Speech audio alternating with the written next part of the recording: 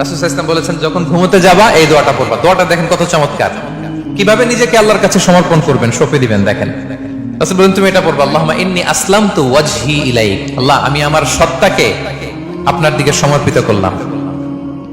ওয়া ফাওয়াদতু আমরি ইলাইক, আল্লাহ আমি আমার সব কাজকে আপনার কাছে সুপর্দ করলাম। ওয়া আলজাতু যাহরি ইলাইক, আল্লাহ আমার পিঠকে আমি আপনার কাছে আশ্রয় রাখলাম। সুবহানাল্লাহ পড়বেন না? আমরা যখন ঘুমাই আমাদের পিঠটা বিছানার মধ্যে লাগাই না?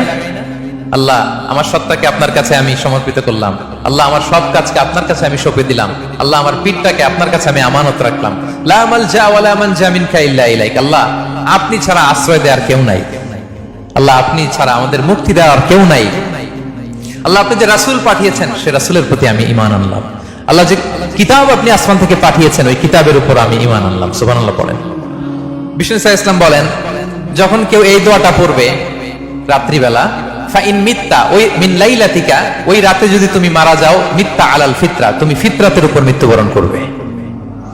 ওয়া ইন আসবাহতা আসবাহতা ওয়া ক্বাদ আসাবতা খাইরান কাসীরা, আর যদি রাতে মৃত্যু না হয় তুমি বেঁচে যাও, তাহলে ওই দিনে তুমি প্রভূত কল্যাণ লাভ করবে। সুবহানাল্লাহ। তাহলে বলেন এই দোয়াটা পড়ার দরকার আছে না নাই?